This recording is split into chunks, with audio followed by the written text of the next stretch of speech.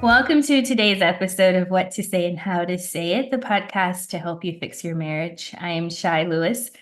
I'm here with Nina Rosner. Our mission is to help you, Christian married man or woman, navigate conflict and build connection so you can have a thriving marriage. All right, so today our topic is 3 ways to boost your feminine side and connect with your spouse. All right, so we know that men and women are different. God made us that way. Physically, we have evolved to discover how different we are emotionally and psychologically. And surely that shows up in our relationships and how we communicate. So, just thinking about the last, I don't know, 50 or 60 years, and with the women's movement and how women have entered the workplace, and just overall the messaging that women receive in the media and everywhere in the world, I think it's fair to say the art of feminine communication or just femininity in general has been a bit lost. And so, or at least confusing, at least. So, we want to talk about that today and how that shows up in relationships, specifically marriage, because our audience is mostly Christian married men and women, and maybe give you some tips to walk away with to help you rediscover your femininity. So, welcome, Nina. I am excited about today's topic. Yeah, me too. It's one that personally challenged me. Mm, And I don't pretend I'm still working on it. I don't pretend to have arrived by any stretch of the imagination, but it's a thing. And you talk about, the differences and what's in the Bible. There's some clarity around that. And mhm, I think I like the fact that we've made some progress in the women's movement. I think we've also gone too far in some spaces, mm, to the detriment of family. mm. And at the risk of sounding like I'm old school, I do really believe that if you're going to have kids, you got to raise them, right? You need to be the primary person in their lives. So, I think I just lost half of our listeners at that point because most women are working, Yeah, either part-time or full-time, and me too, right? yeah. I've worked full-time since I was 13 and then part-time after I had children and then back to full-time. So Mm, there's something about the workplace that rewards us on a regular basis. And then there's the financial end of it. Yeah, that's a thing. And I think it's really successful at drawing women away from the home. And I think you can do both. I think I've done both. Um, mm, but it's been part-time, right? mm, mhm, And mhm, I've had the blessing of being able to be at home most of that, mm, with swapping some things with my husband and childcare. It's a tough topic, because we want to have it all. yeah, Yeah, yeah. Mm, we do. We want to have it all, and the culture encourages us to have it all. And the reality is you can have a lot, but you can't have it all at the same time. right. So navigating that and then the impact that's had on being feminine, I think, is a really key element into some of the problems that we have in our marriages. So we're going Yeah, to take a dive into that today, I think. Be very yeah. helpful. Yeah, no, it's so true. And I love how you have really been concise with this because I don't think a lot of us are ready to admit that because we want it all, like you said. And to say one thing has been compromised, in pursuit of another is sometimes a hard pill for us to swallow. But I think it is true. And I think it's worthy of being discussed. Mhm. So, all right. So we're going to dig into that. But before we do that, I just want to mention our website greaterimpactwives.org. We have a free PDF for you called 5 Tools for How to Stop Walking on Eggshells. You can find out more about Greater Impact and our coaching and curriculums just by going to that website. All right. So if you don't do these three things well, you can revert back to what you were doing and pretty much expect the same result you've been getting. So let's see what we can do about that today. All right. So when I think about femininity and what it means to be a woman, obviously, the physical thing comes up, but also I feel like my brain goes to the girly stuff, like how we appear and how we dress and the word weak comes to mind, the damsel Yeah. in distress and that whole thing. And even things like seduction, like those are the things that I think about when I think about what it means to be feminine, right, wrong, or indifferent. So obviously I've been influenced. Hello, me too. All of us. All of Yes. us. And then, I was sitting here earlier trying to think of a woman in leadership that exudes the feminine idea that God has. And I was struggling. Like I Mhm. had to go back to the Bible to find a really good example of what that looks like. And I think that speaks to what message, like we said, the world is giving us. And so um I know, you talk a lot about the differences in the male brain and the female brain. And one of the things that you often talk about is just being kind, for instance. Mhm. I think that's a simple thing, but I think it's also a lost thing in our communication, especially in conflict. Yeah. It's so easy to um, just let the kindness fall away.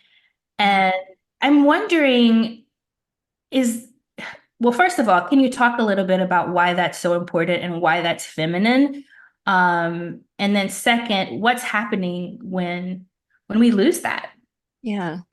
Yeah. So I think, and I'll get to those, but I want to start with why is this happening in the first place? Okay. And uh, as we've acquired the same rights as men in our culture, the the thing that women have done is try to be men. Mm-hmm. Okay. And I don't I don't have a problem with women wanting to have the same benefits that men do. But what's also true is that we only go after the C-suite jobs. We're not interested in becoming a bricklayer or a sewage worker. Like that, we have equality. Women Mm-hmm. can apply for those jobs. They don't. And in the Mm-hmm. most the countries that are the most liberal and progressive with women's rights and equality in the workplace, I mean, the jury's in. Women tend to gravitate towards more nurturing roles like nursing and teaching and those kinds of things. And Mm-hmm. men go to the, yucky, hard stuff, difficult, physical, construction, all those kinds of things. And so there's a dichotomy in our culture when we're like, well, we deserve XYZ, and yet we have that and we're not acknowledging it. And if you study who these people are that are in the C-suite jobs, they're a little bit crazy. They're narcissistic overall. Like executives have to be a little bit Mm-hmm. seriously focused and willing to give up their families to make a corporation happen. That's the thing. Women aren't wired for that. We want to be the ones taking our kid to the dentist. We want to pick up our child from soccer and, hey, how was your day? Like that's a thing. Mm-hmm. So, and we can see the falsehood in our culture about what is womanhood by looking at the trans movement with men Mm-hmm. trying to be women. It's very superficial, very superficial. It's clothing, it's lipstick. And Mm-hmm. yeah, they're doing some things with body parts now too, but you can usually tell, and I'm sorry if I'm offensive here, you can tell when a man is trying to look like a woman Mm-hmm. that he's still a man. That's just a thing. And it's basic biology. They're bigger than we are, they're more muscular than we are, they have way more testosterone, even when they're taking estrogen. That is still a thing. And you cannot change the personality elements and the way that adrenaline works in men or vasopressin. You can't manage all of the hormones. Like they're just giving them testosterone. So what happens is you have men who are more aggressive, acting like or trying to act like women, but they're not getting it right because they are missing kindness. So there I looped around again. See, I was going for that. Got Okay. it. I'm Yeah. with you. Yeah. And what's interesting is as women have tried to, back in the second wave, I think, of feminism, we were setting our bras on fire and I am woman, hear me roar kind of stuff. And the problem with that is that that's aggressive male behavior. And yeah, okay, you might get something to happen with that. But the bottom line is you lose respect. The data is also in on this. When women act Mhm. aggressive, they can literally say exactly the same words and use the same tone in the exact same situation that a man is. And they'll be perceived 37% more negatively than he is. And the reason for that is that cultures worldwide view women as more agreeable. We're the nurturers. Mhm. That's who we are. And so we're expected to be kind. And it's Mhm. actually a superpower of ours.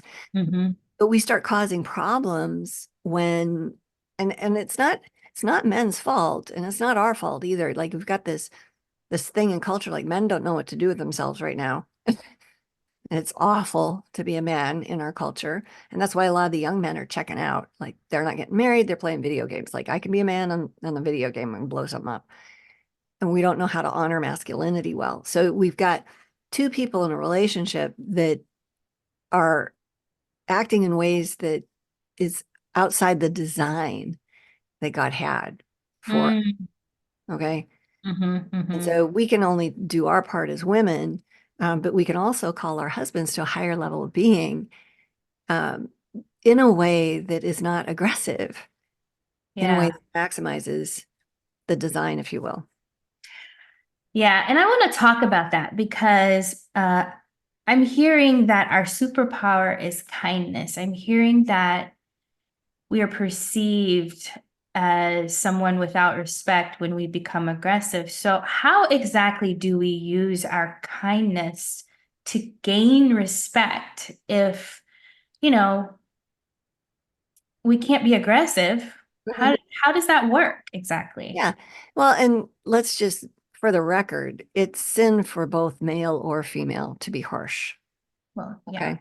Mhm. And women are mostly tempted to be harsh when their husband's acting harsh. And the culture seems to accept that a little bit more, but the reality is they're not supposed to be that way. So typical example is a husband's yelling at the 5-year-old, aggressively taking him to task over something little. And, the wife, the mom in that situation can respond with, match that evil for evil with a direct, hey, we don't stop that. Like, no, what are you doing? Like, you can't talk to him like that, that kind of stuff. Mhm. Anyway, and then all that does escalate the situation. That's not Mhm. wisdom.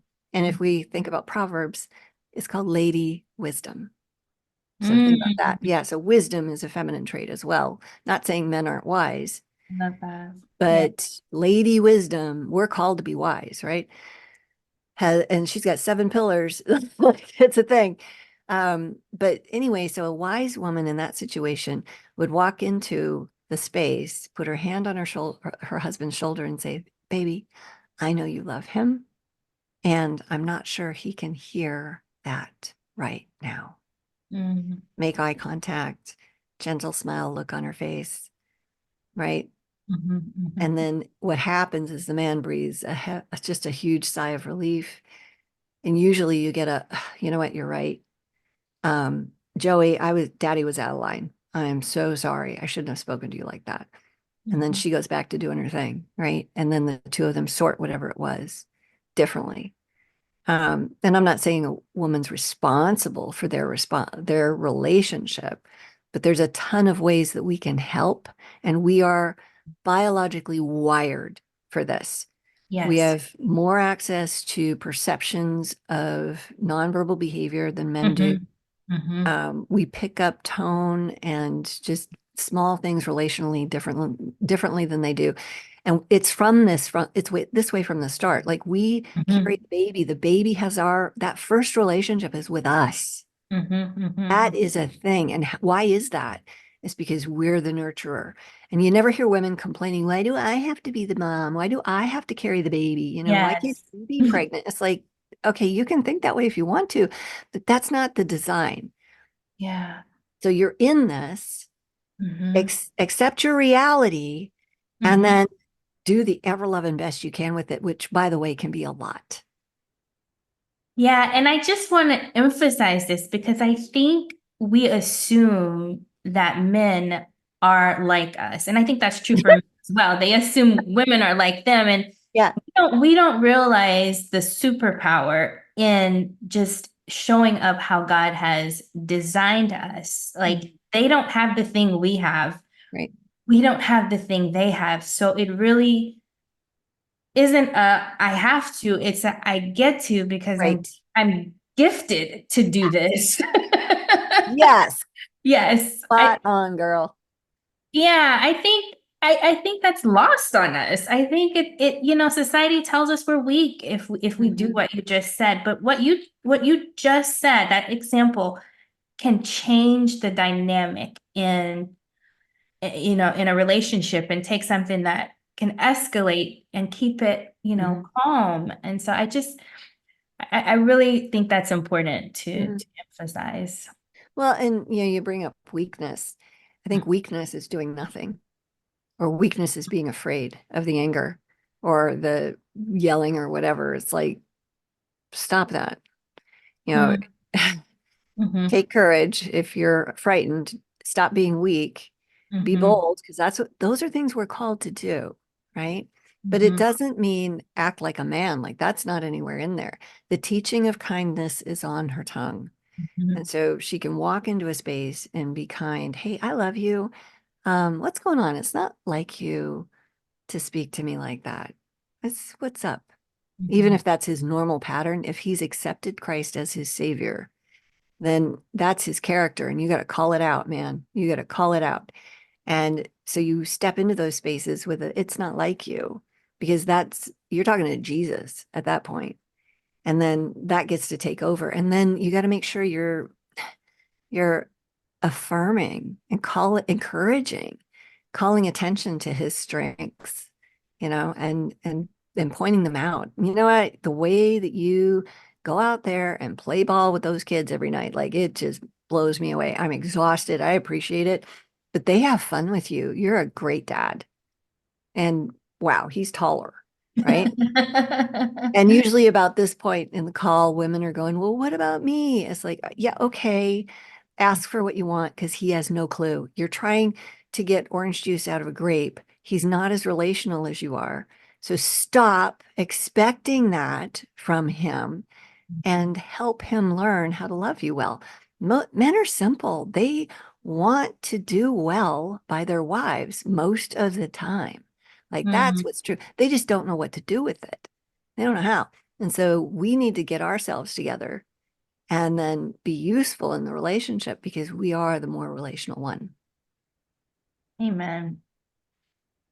All right, so that brings us to the next thing we can do to boost our femininity. And I have here give them a problem to solve. You kind Mm. of alluded to that, just by saying tell them what you want. But I think that either we try to solve the problem ourselves without them, Mhm. or we don't realize we need to communicate our needs or how to communicate our needs in a way that, gives over that leadership or that masculinity that, Right. that doesn't belong to us, by the way, to our husbands. And so can you speak to that and how that's so important in communication? Yeah. And it's not, this is the big myth that we're less than Mhm. if we're giving him a problem to solve and then executing that solution with him or at his direction. It's a bonding thing. Men have these hormones. We have it too. We have vasopressin, but not at the level that they do. Right. And they feel bonded to us when they're conquering something. Mm. This is why men that go to war together or, on a basketball team, like they're just glued together. They're buds for life because they've gone to a thing and they've conquered it together. So when a woman says, hey, the floor in the barn isn't safe, and I know we want to use that. What do you want to do here? Like, what do you want to do about this? Mhm. Now, I would have ideas, of Mhm. course. I'm not stupid, but I'm going to give an opportunity for my husband to solve it. And what's really interesting is a lot of the times men come up with things that women don't because they see Mhm. things differently. Um, we have Mhm. and the barn example is actually mine. We have a barn that has some safety issues, and so we don't let anybody in it. And the floor needs to be replaced. And the I've had several contractors out here, and no, they're not my husband, but I've they've looked at the thing. One of them says to me, and this is the guy I hired, by the way, he says, oh, can I see underneath? And I said, sure. And so we go underneath there. He looks up and he says, look at that cedar boarding. Now, upstairs in the barn, it's just dirty old barnwood, right? Downstairs, you can see the barnwood is beautiful cedar. And I had no idea. He said, Hmm. what do you think about flipping all these boards over? And we fix the places that need, that have holes.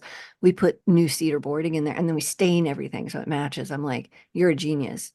That'll be amazing. Yeah, that sounds beautiful. I know, right? Would have never occurred to me. Yeah. Never. And I've been out there. I mean, I own the barn. Like I've been there a lot. And it's just shocking to me that something like that, like they think differently than we do. And that's actually a really good thing. Yeah. Really good thing. And we miss out on the opportunity to tap into that when we think less of them, when we judge them, when we push for our Mhm. agenda, when we have to Mhm. be right, when we're so prideful that we can't ask for a solution or ask for advice. Yeah. Yeah. Mm, brutal stuff, man. Yeah, and so, it takes a little bit of eating humble pie, but I think if you can see God's design, remind yourself that, there's a reason why there's a masculine and a feminine, and we don't have to control everything. And Exactly. it's okay to let them, lead in the way that they're designed. I think we would benefit from that in Mhm. ways we couldn't have even come up with on our own. So, Right. Yeah. Yeah. yeah. And there's no way that I want to do a lot of the work that men love to do. There are Yeah. some women that like tinkering with engines, not very many. Right. No. And I don't understand this phenomena, but my husband went out and fixed his tractor. He's got this 1940 or 60 or something John Deere tractor, and there was something wrong with it. Insert technical words that make sense if you're male here. Okay. And um, I he invited me to come out and work with him on the tractor. And it's not my first rodeo. We've been married 33 years. And so I was like, yeah, I'll make it out there in a bit. And I finished what I was doing. And then I went out there with the dogs because I knew that primarily what I was going to be doing was sitting in the sunshine, watching dogs. And then every now and then he was going to ask me to get him a something. Uh-huh. Uh-huh. And that's exactly how it went for, a couple hours. And he was just overjoyed that we did that. Yeah. And um, that was his problem to solve. Like, there's no part of me that wants to get all greasy and gross and like, I'll get dirt under my nails riding my horse. I don't like that either, but I will do that. Yeah. But no, and I'd break everything because I'm not mechanical. But I love that about men. Like they dive into things that women generally don't have interest in. Yeah. Yeah. And that's true. Totally. STEM fields, even, it's the STEM fields are suited for the male brain. And I'm not dissing women. I mean, you're a stinking chemical engineer for Pete's sake. But that lines up with probably a little more masculine tendencies in the Yeah. brain. Right. And so there are women that do that kind of thing, Mm. right? And then Yeah. there's women like me, they're like, no, no, I'm on the relationship, like I'm as full on that spectrum like over there as you can be. Like, absolutely. So, but I Yeah. appreciate Yeah. the differences. They Yeah, matter. I think you have to appreciate the differences. And I think this example you gave about just being there with him is a male thing Hmm. that almost is like women going to the bathroom together. I know, Oh, right? it's like I don't know. They probably think it's ridiculous the same way we think it's ridiculous Yeah, just to sit there and watch them fix a car. Like it's yeah. just That's so funny. Yeah, I was at dinner with a bunch of people one time and my sons were there and one of them I had to use the restroom and I asked, two of the women, I'm like, I'm gonna go to the restroom. Do you want to? And they got up and they went and they got back yeah. and my son looks at me and he goes, "Why do you do that? Like why do women do that?" And I didn't have a good answer for him because it's not like it's fun. You know, it's just a thing we do. We're together and Hmm. yeah, I don't know. I've never thought about it deeply, but he was Hmm. stunned and he's not wrong. Men don't do that. There's no man going, "Hey, I'm going to go use you want to go with?" Like nobody does that. Men don't do that. Anyway, No, it's great example, Shy. That's so weird, isn't it? so funny, but it's universal. Uh-huh. We all do it. Yeah. And so, yeah, it's funny. And it's helpful too. I think, for women especially, like, we can actually create environments like that. If we know this is a thing that helps us bond with our husbands, I Hmm. don't think I'm thinking what can I go do, with my husband? Or, we're not always thinking, what can I go do with them when we have absolutely no interest in whatever they're doing? Hmm. And we miss out, right, on Right. those opportunities to Yep. just, so.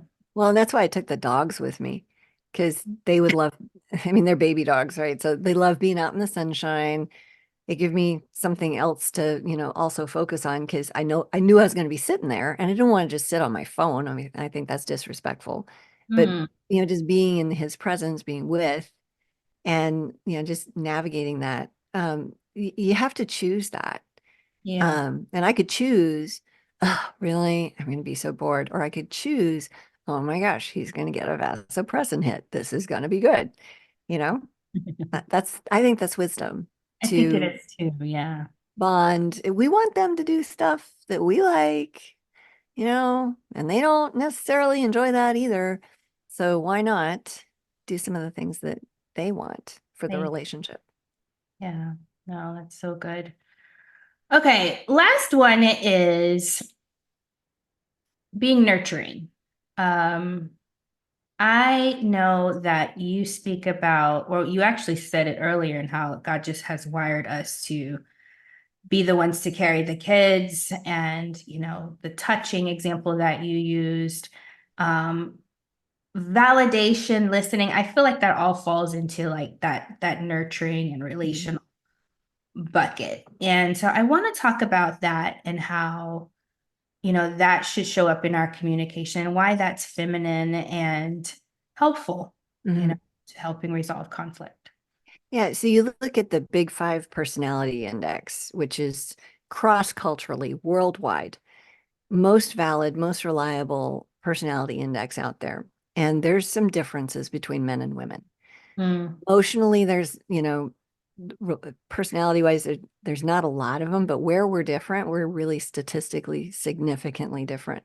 And one of those areas is the area of agreement, agreeableness. And so the thinking behind this, because cross-culturally, women are more agreeable than men are. And why would that be? Well, the data also shows, and this is not connected to the Big Five, but when you're looking at what kind of environment is good for children, mm, well, one where there's not a lot of conflict or terror, right? So, and trauma and, scary stuff and unpredictability, like all that's really bad for kids. And so when you look at, well, what do women do with agreeableness in that space? Well, we're peacemakers. We smooth things over. Like if we're good at this. If we're mhm. not, and a lot of, I think we've lost this over the years. But you would see women that have a way of calming everybody down and navigating the conversation in a way that doesn't escalate it. But when we choose to be masculine in our communication, we're not nurturing. We're not Mhm. nurturing the relationship. We're not nurturing our husband. We're not nurturing ourselves. We're actually damaging things. And that lack of agreeableness in that space, the directness, the argument, all those kinds of things. Like there's so many other ways to communicate. Why Mm, why use ones that don't work? yeah, Yeah. yeah, absolutely. So what about the woman that says, "Well, I just don't feel safe enough. There's just been so much trauma, and he's hurt me. I don't even have access to that place where I can, Mhm. be kind anymore or nurturing anymore or agreeable anymore." Like, Yeah. what about that lady? Yeah, and it is a lot of the people that I work with. Mm, And they say things like, I've never seen this. If they're younger than 40, a lot of them have never seen this from their own moms. And wow. yeah, I know, right? Thank you, feminism. It's one of the side effects that's not so hot. And so what I do with that is I go, yeah, I'm so sorry, that you've been hurt. And of course you would have walls up and feet guarded. And, of course that would make sense to you. And yeah, so you have been hurt. And the next question is, what do you want to do about that? Do you want a deeper connection with God, your own self, and the man you married, and your children, and your other really important relationships? Do you want that? And some people are like, yeah, but it sounds scary. And it's like, yep, it is. Absolutely. You're not wrong. And do you want to feel like you feel right now for the rest of your life? Like, do you want to be like this when you're 85? Or do you want to do something about it now so that you can live the next 40, 50 years with connection and not lonely? Because a Yeah, lot of times women with walls are usually lonely. It's a sad thing. definitely. Okay. Well, I think this is a great stopping point. You've given us some really, really good tips. But just to quickly summarize, if you've lost access to your feminine side, three really quick things you can do to rediscover that part of you is just be kind. It might be hard in the beginning, but you're gifted and wired to do this. So it's in you. The other thing you can do is hand over the problem. Don't maybe try to solve everything yourself and let your husband's ideas come to the surface, and you might get a break and start liking that. So and then finally, be the nurturing self that God has gifted you to be. We're just wired to be that way, and it's okay, and it actually is helpful to connecting with your spouse. All right, so what will you do with the information you have today? We invite you again, go to our website, greaterimpactlives.org, and get that free PDF. Also, check out our next episode. We have more tips for how to handle conflict. And we also have a free space on Facebook if you're interested in joining one of our courses. And yeah, we'll see you next time. We appreciate you joining today. Thanks for hanging out.